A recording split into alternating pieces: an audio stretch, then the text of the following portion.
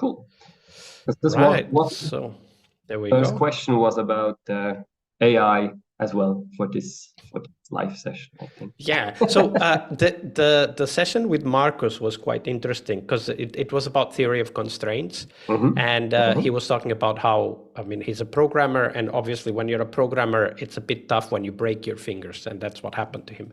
So he was experimenting with AI and how to help him do his work. And there's quite a lot of tips there, quite a lot of experimentation happening already, which I'm happy about.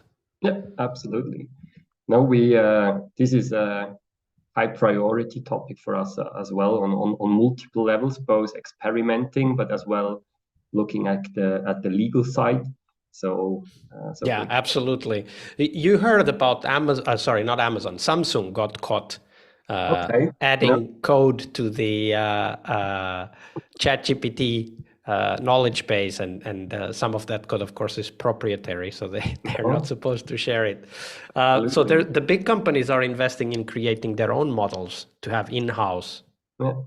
So we as being in a not so big company, we are going the middle way based on Microsoft Azure, which is our at least current field or playground.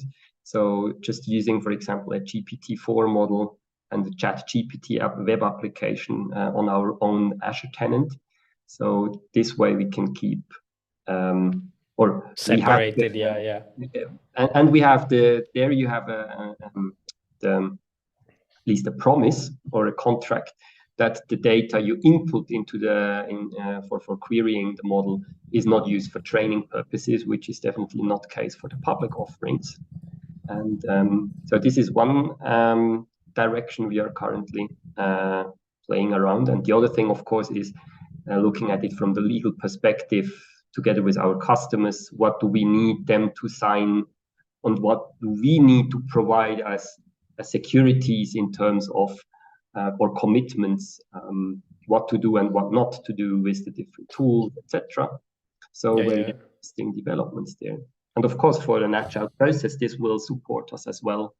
Yeah, especially like with the rapid iteration, prototyping, there's a lot of potential there. Yeah, absolutely. So we had as well a session during our Make BI event now 1 month ago, where we showed several use cases from generating test data, for example, or synthetic test data, from code transformations from one language into another, and what was the rest? There was even one more case. It was about workshop recordings. So where you record workshops and transcribe them, and still the transcript itself is, especially if you talk Swiss German and not German, it's really not nice looking, or you do not really understand something. But the interesting part is if you take this transcript and push it through a GPT model and asking for a summary, it really got the content. So that was a very fascinating experience to bring these or several tools together and see that in the combination of certain models, you get even a more powerful output than would you expect just looking at one or. And are you guys really doing experimentation on that? Like you mentioned the synthetic test data, for example, but are you using it for other aspects of projects and just trying out how it might help you? I mean, let's say the typical code generation from both Python, SQL code or Power Query code, this is already pretty default because there we don't have any legal issues so far, maybe except for the copyright term, but that's a problem of OpenAI. But the test data, etc., is still more in the experimenting phase, definitely. Because again, there. As soon as we need as well some data input or customer specific elements, sometimes we want to really make sure that we make it transparent what tools we use and get an agreement first from our customers. But for internal purposes and therefore training and experimental purposes, this is a high priority topic, of course. Absolutely.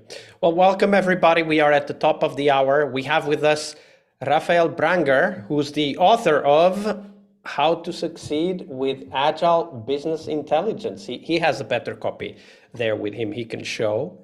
And the book just launched today, so the link is below if you want to buy the book. It's already on Amazon, both as ebook and print. So welcome everybody, and we'll be talking about Agile in the BI or business intelligence space, specifically with Raphael, who's been doing it for quite a few years and has created or written the book based on his hands-on experience. But before we dive into that, don't forget there's also other sessions on the Agile Online Summit that might be of interest. We were just talking with Raphael about artificial intelligence or AI, and we were talking to a developer earlier today, Markus Hammarberg, about how artificial intelligence helped him overcome the fact that he was in an accident, broke 2 fingers, and could only code with 1 hand. Well, 1.5 hands, really, 2 fingers on 1 hand and the 5 on the other.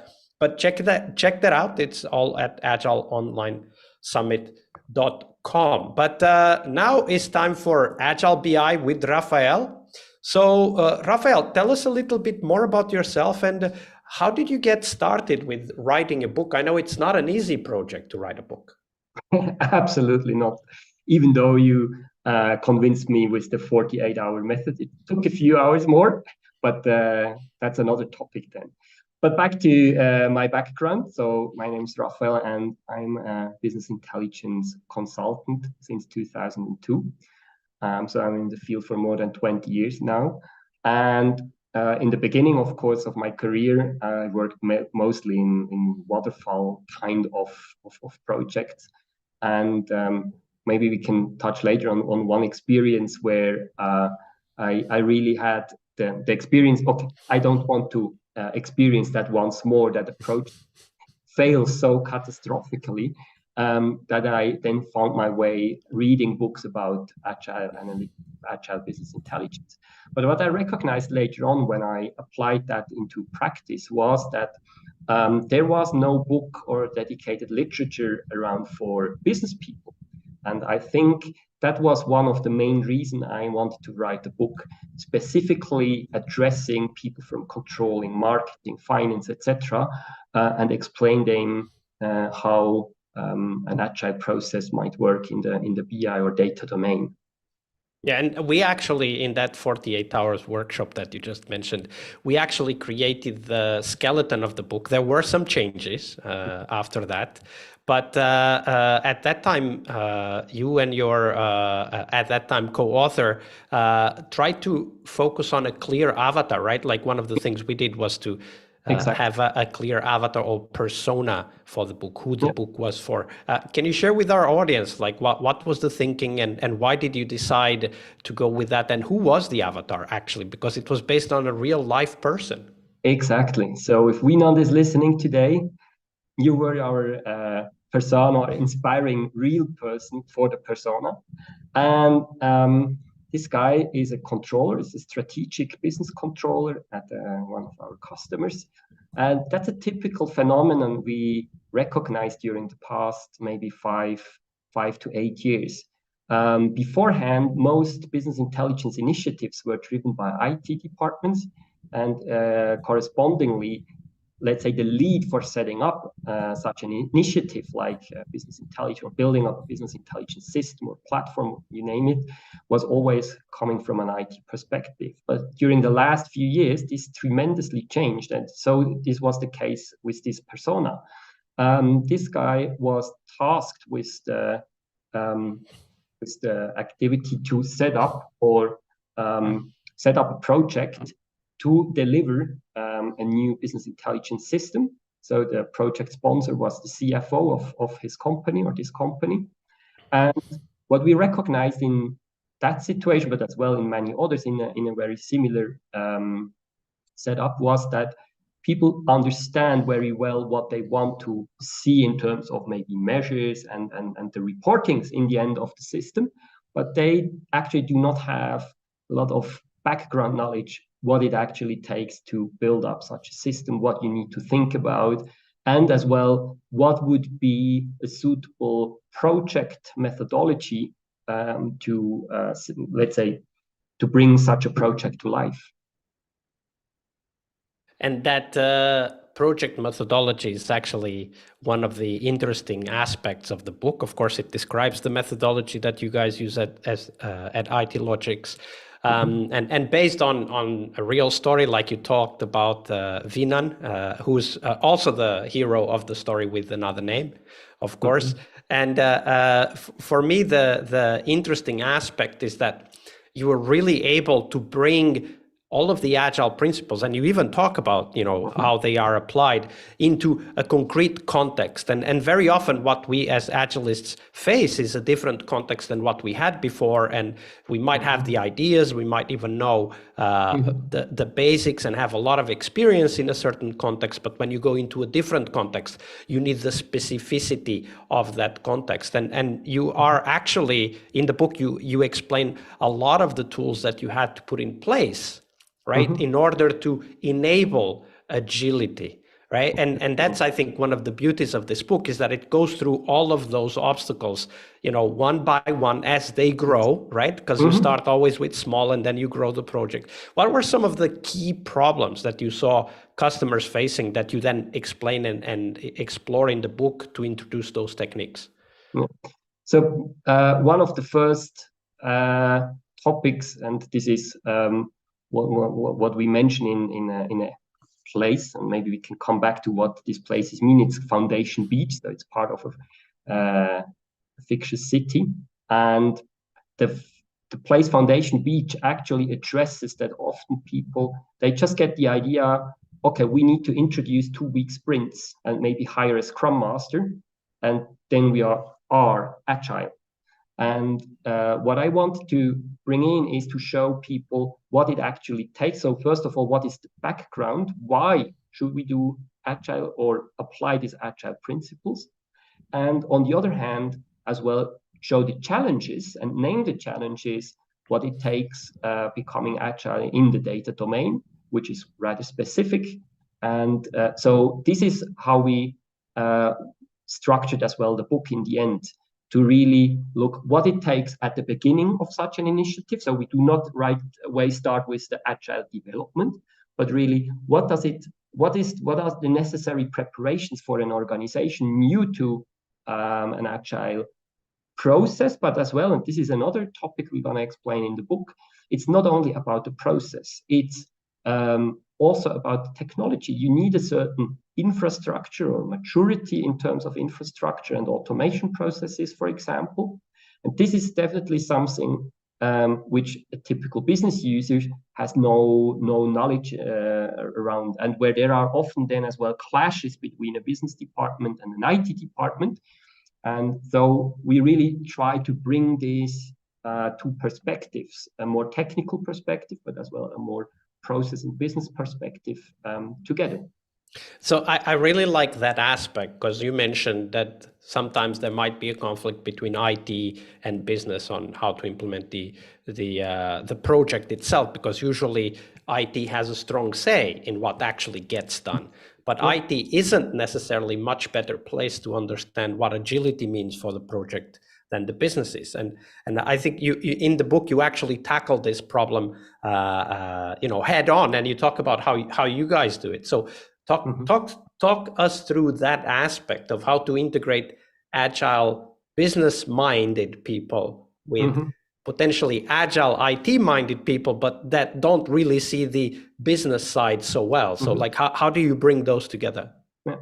So I think a first step is, and this is the district of Vision Hill, means that we really should somehow root both agility, but as well business intelligence in the corporate strategy. Because setting up the corresponding, let's say, here we go with the city, great. So building up the necessary infrastructure like data warehouse automation, test automation, deployment automation. We even talk about visualization automation. This only makes sense on a long-term basis. So probably if you just need a very quick dashboard in a more or less prototyping way, then you don't need all of that stuff. But if you want to really have a sustainable, reproducible process which helps you to build up such a platform and maintain it and extend it over several months, if not years, then this needs substantial funding. And that's why often as well the conflicts between business and IT arose, because there is not, let's say from a top management perspective, the necessary understanding. And that's the first step, I think. Then once we have clarified this strategic vision or direction, why especially we need that, why do we want to have a faster time to market if, for example, business has new requirements, then we can then derive what are the technical means necessary to do so. And there I think it's also about having a common understanding between business and IT people. And one thing, for example, is that or one guy once asked me, what do I need to do to get agility up? And he basically asked me for a switch to put on or a switch on and say, okay, now Agile is on and we are done. So actually this kind of agility, it's not really tangible from that point of view. You cannot grasp agility, but you can somehow experience it. And you experience agility if you have frequent delivery of new or changed functionality into a production system. And this is what we describe now in the city map, in the areas of downtown patterns, central technology, is that in order to have this kind of frequent delivery, you need shorter iterations. So my background were projects where a business intelligence, let's say, part of the system was delivered maybe every 6 months. That was already fast, maybe even 9 months, 12 months. So we need to really reduce the cycle time, and reducing cycle time to iterations like, for example, 2 weeks, 3 weeks, something like this. This is only possible if you automate. You cannot develop everything manually and even deploy everything manually, test everything manually in these fast cycles. So that's why we, especially in central technology, we want to show both business and IT people what it takes to automate certain processes. But it's also important to understand that automation, for example, is then based on standards. And even though standards are a bit boring on first sight, they are a crucial element we need to talk through before we can automate and find an agreement. And this is typically where, as well, then IT people or data experts can bring their input, and where this input may be about data modeling standards, etc. Suddenly, we can as well show the business value, because data modeling standards, naming conventions, such things, usually a business guy is not interested in that much.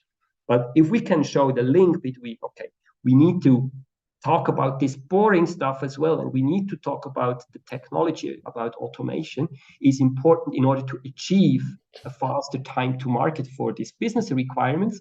Suddenly people start to understand from both perspectives what needs to be brought together. Yeah, for me, the cool thing is how you address in the book the temptation to go all in on the architecture, right? Like get everything right done the first time. And you talk about, no, architecture also needs to evolve. We don't start with what you call the XL architecture. We start with an S size architecture, which might be just exporting data and doing some data manipulation on Excel, and then trying out some dashboards, seeing if that fulfills the need, and then moving on to something that can be maintained and systematized and automated also later. And I really like how in the book you bring that agility thinking also to how you evolve the whole system. And I think that's a great way to bring business and IT together, because IT has the knowledge of how to go to a smaller size architecture, so less complex, faster feedback cycle, and how to evolve to a larger size, also more repeatable, more maintainable architecture over time. But they might not be ready to do that, right? They might come to the business owner and say, hey, we need this architecture, like this XL architecture with all the subsystems and so on. And then you're into a 12 or even a 24-month project before you get anything out, right? And I think that's one of the biggest challenge. I'm not sure if that's a Swiss thing in terms of perfectionism. So a lot of people, both on business as well as IT side, they struggle, for example, delivering a dashboard which is nearly empty, maybe showing just one key figure or just one chart and basically a lot of white space as a first increment. Of course, the final product then will contain much more information or more elements, but showing or learning how to cut as well or slice requirements into smaller increments or smaller chunks so that you can deliver let's say added value to business users already maybe after 2 weeks, so that they can give you feedback if the data is correct while you are maybe as well already implementing the next increment. So I think that's something we wanted to point out and as well give guidance and best practices how to do so. Yeah. And of course, there's you guys, especially you, Raphael, and your company have done a lot of work in the Agile BI space in Europe, if nowhere else. There's constant evolution. There's also books coming out on that aspect, on the aspects that relate to data warehousing and big data. We actually have a keynote on the summit next Thursday. Elizabeth Hendrickson will talk about some of the challenges that big data and AI, because it's not just big data, but AI pose to agile teams, right? Because if it takes several days to train a model, how can you get fast feedback? And the same with big data. But despite all of this work, what is the one aspect of agility that many still ignore in the business intelligence space? I'm coming back to this aspect of having small increments. I think one of the biggest issues is that people never learned it in a different way, basically, but to build such a system layer by layer. So I think that's something we all, or I personally had to learn as well, that it's really feasible to have these smaller slices, or sometimes we call it a vertical slice, really take a bit of data from the source system, and not all the 50 tables, just maybe 2 or 3 tables which are necessary for a very small but still valuable piece or result, and then guide this data through all the different layers, depending, of course, of your chosen architecture, and then show this value or show this data already on a visible output. And I think that's something where people, even I myself, tend to fall back in old patterns. Because we know exactly what is needed. Exactly. Yeah. And it's so... it gets worse with experience on top of it. And sometimes it's funny to experience that yourself. Sometimes it's really funny to see how many surprises you can find in the data. And even the best prepared business user will be astonished sometimes what they're going to find once they get, let's say, the hands dirty with data. And this is one of the reasons. I'm sure this is not that different in other domains, but I can just speak for my experience in the data area. Here, definitely, we need to get into the data itself. You cannot specify or write a specification of for measures, etc., in all the details without looking into the data. And so the faster we can drive first results, even if they are wrong, we can then refine the specification or the requirements to, let's say, make the perfect product in the end. But rather have a fast and not that perfect increment delivered after a few days already, and then being in that constant feedback. And maybe another thing, I think it's not that specifically for business intelligence, but again, this kind of separation between IT and business. I mean, I think this is a never-ending issue so far, but I can only think or emphasize that if we have the agile principle, business users and developers should work together daily or on a daily basis. This is so important. And these are these small things. And it doesn't matter whether you have 2-week iterations or 3 weeks iterations or no iterations at all. If you miss this small but very basic important stuff, and people are distributed or not even geographically distributed, but mentally distributed, this can let's say, break the best process you can imagine. I remember very early on, even before you started writing the book, we had a conversation about no estimates in Munich, if I remember correctly. Yeah, that's right. And we were talking about how to get to daily increments, and you took it away as a challenge, which I was quite impressed with. And you actually explain in the book how to get to even daily increments when developing a new, from scratch, IT system, business intelligence system, of course, with IT. Give us a couple of examples of how you guys were able to pull that off. Yeah. So first of all, it starts with a kind of understanding, and this is not, or let's say, to explain what these increments might look like. And so, for example, and this is another aspect we tried to bring into the book, being oriented towards business uses, is that we use a lot of analogies. So one analogy you already showed to our audience, namely the Agile BI city, but we use other models like our data production line. Because what we observed is, if we are talking about, or in an abstract language, for example, about let's say architecture, for example, then often, especially business people, but I think also IT people, often struggle to imagine what this really means if they just see an abstract PowerPoint chart. And now, looking at the data production line, we recognize that people coming maybe from a production company where they have their own factories, now looking at a business intelligence system as kind of a data production line where you have some raw materials and then you do the refinement, you can much easier explain what is the value or what means being an increment.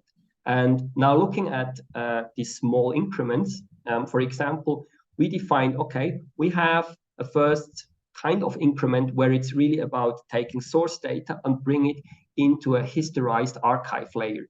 And previously, this was just one layer, but never ever anybody thought about showing a product owner, for example. Yes, exactly. Here we go. So that's the first three machines. So getting data from sources into data lake into what we call a persistent staging area. So what the important part here is, if sometimes you don't manage to get the data really through to the data product in the first instance. But what you can already do is just provide a first maybe Excel table based on the data of such a persistent staging area, and already show some data, even do some calculations. You don't always need the fully fledged data product as we want to have it in the or end. Even the whole architecture, which I think is one of the key points you make with the S-sized architecture in the book. So this t-shirt sizes of various architecture is simply how big is your initial production line. And sometimes it's enough to just have an extraction machine to get the data out of a source and store it somewhere. You don't. And even that can be temporary, just to test. And I think this is the beautiful aspect of what you introduce, which is that this idea that as long as we have the value in mind, we can iterate even on a daily basis. We can even do 2 or 3 versions of one dashboard on a daily basis if we use, of course, all the infrastructure that you mentioned in the book as well. And I think for that, it's also important to understand what each of these machines, now spoken in the image language, what each of these machines can provide. And then you can easily decide, even as a business user, okay, do I need this functionality? Do I need historization? Do I need data homogenization to bring together data from various sources? If we start with an increment where the data only flows in from one source, of course, we don't need that. So this is, let's say, the way that we use this language, this image language, to as well explain things easier than when we are just talking about abstract terms like an increment or something like this. Yeah. And by the way, we even now printed or created this kind of production line on cardboard. So I have such a production line, nice 5 meter width and 1 meter height. So I go and take this real life example to our customers And it's funny, even in this specific way where such a machine suddenly is tangible, the discussion flows much more naturally about, okay, do we need a data warehouse? It's not something abstract, it's now really a machine standing in the room. So that's quite interesting how people simply react. So I'm not teaching something different, it's really about architecture, but this shows how we can as well explain certain architectural things to business people. And I think it's very important that they understand what actually these things do, why should they even do some specifications for it. Why, for example, data modeling might be important if you want to achieve certain requirements. And of course, you don't need that perhaps in the beginning, but in the long run, it's important for them as well to, let's say, do a proper prioritization of backlog items, etc. And so this is how we try to really foster this common understanding between business, IT, and data people. So if I would have to say what sets this book apart from other books that I've read about Agile in general or BI specifically, is that you really take a very down-to-earth, very understandable approach to explaining Agile that both people working as Agile coaches, Scrum Masters, or even project managers can understand, but also that technical people and business people can understand. I think the different architectural sizes that you use in the book as a metaphor, I think is a great example of that. But that's what I think sets the book apart for those. And I think even the book can be useful even for people who are not using or not working in the BI space. But how about you, Raphael? What is the thing that you think sets the book apart from other resources on Agile Business Intelligence? So you mentioned in the beginning that when we started the book project together with you during these 48-hour workshops, we did our best to figure out the concept of the book. We specified the persona. And by the way, the persona never changed. But what changed was finally how we structured the book. In the beginning, it was very similar to other Agile BI books. It was more like a topic-oriented structure where we introduced some, let's say, Agile Basic. Then we introduced our requirements engineering framework to simplify the discussion about requirements, etc. Then we had a chapter about technology. And we completely switched that to a more, first of all, storytelling approach, where we really introduced our persona as a guide. This is Jeff, and gets gets some support from an Agile coach, Lisa. And based with this, or together with this change to a more storytelling-based approach, which should help to make it a bit more easy to read, we as well follow now in the book the typical flow, how to set up such an initiative. So we really start in the beginning, and we talk about what kind, for example, kind of requirements engineering activities do you need right at the beginning. And of course, this is not everything. It's a very high-level perspective when you start such a project. But then later on, maybe 4 or 5 chapters later, we're going to detail about, okay, now if you are entering the iterative development process, okay, in that situation, what do you need then to know about requirements engineering? I think that's something which sets us or the book apart from existing books, that it really follows, let's say, the story, which could happen in that way in real life to some of you, so that you always, if you read through the book, that you always get, let's say, the right knowledge at this specific stage in setting up an Agile BI initiative. And of course, if you do not have this specific situation, you can as well go and look up certain topics specifically in the corresponding chapters. But the basic idea was really that you always know at this point, okay, now what do I need to do next? Or we have described many, for example, workshops to kick off such an initiatives. So you will find, for example, a concrete agenda. And then, of course, Jeff and Lisa discuss this agenda, and Jeff asks a lot of questions you as the reader might have. And so we really try to make things practical. It's not about basically just pure theory or something like this. It's really about how this can be applied in practice. Yeah, and I really like the hands-on approach of the book. It's of course a fictitious story, but based on many real-life stories that Raphael and the teams at IT Logics have gone through, and because of that, it is eminently practical. And as you said, like the workshops have agenda. There's a set of workshops you can use, and for me, that is also applicable, of course, with some changes, but that is also applicable in any other IT project, not just business intelligence. So how about some behind the scenes anecdote or a story that influenced the contents of the book? So, I mean, in the beginning, when I personally started to apply agile processes to my own projects, of course, I wasn't yet that convinced that this is really going to work. I mean, I read all these books where people promise, okay, but it's nice to see a first increment or result after 1 week, after 2 weeks. So I just tried this out. And in one of the first occasions I had, I discussed with the team, okay, I think we should deliver a first increment within the first week.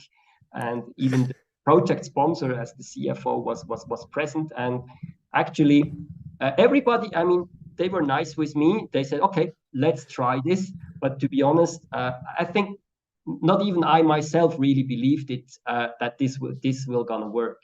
And we then really tried together or sit together and asked ourselves, what is the minimum thing we can deliver with the perspective, taking some data from a source system and process it through various stages and even then show it on a dashboard. Then we as well discussed, okay, what is the minimal requirements and what can we leave away, consciously leaving away, knowing we will build that later on. It's not necessary for the first increment. So for example, we said, okay, we don't need a delta load. We just limit the data amount to maybe 1 year instead of 10 years. So we don't need to deal with the whole time series, but to showing a few figures on a dashboard after a 1 week, 1 year of data should be enough.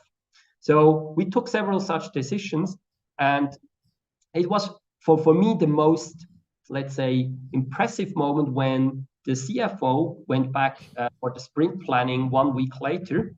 And of course, typically CFOs don't attend the sprint planning. Of course, they are allowed to, but I think this guy wanted really to show, do they manage to do that?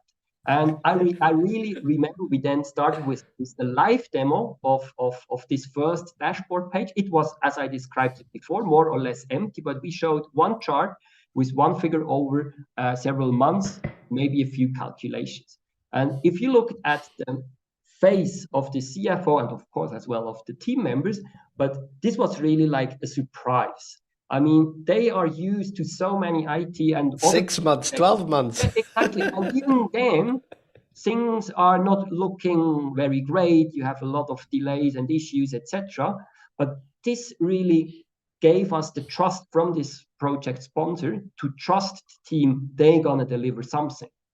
And I think for me, this was really one of key moments, or a key moment to see, okay, if we can get this enthusiasm both on the team side, but as well, let's say, the gratefulness of project sponsors, this is something I want to dig further and really figure out how this works best and how can we, let's say, reproduce this kind of situation of satisfaction for both the team as well the project sponsor.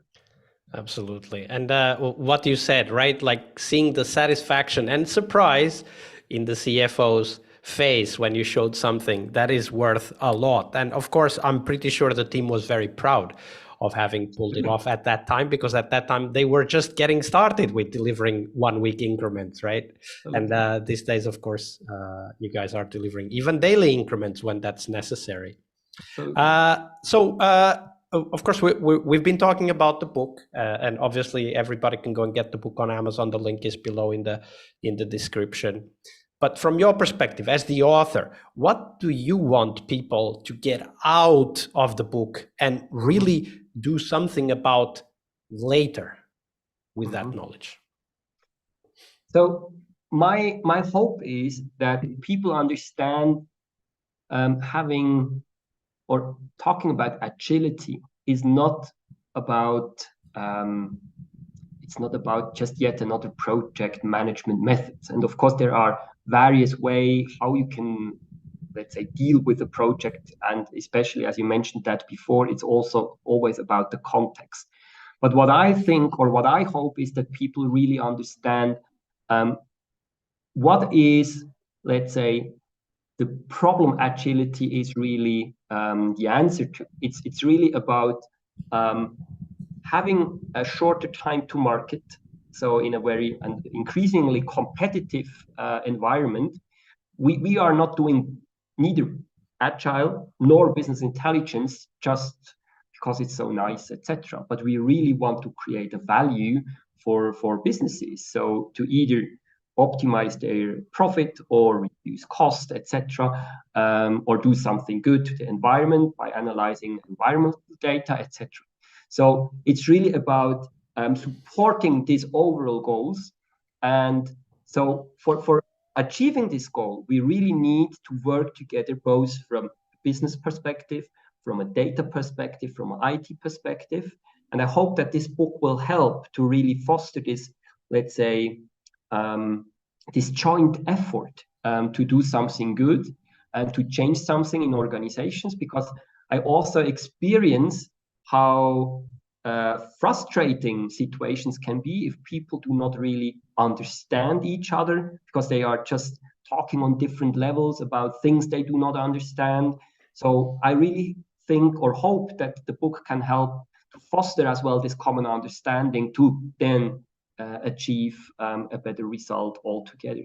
So that's definitely the main thing we hope for.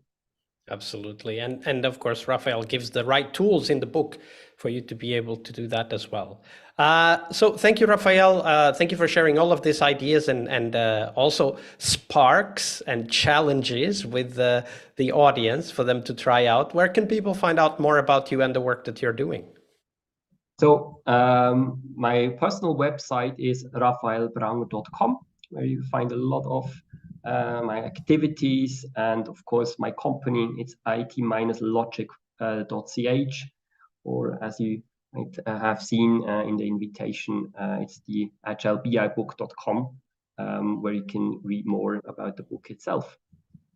Absolutely. And we're about to end, but before you go, Raphael, what's one parting word of advice that you would like to leave our viewers with? So even just reading the book and applying it, it's always just the start of a journey. So learn to apply Agile, or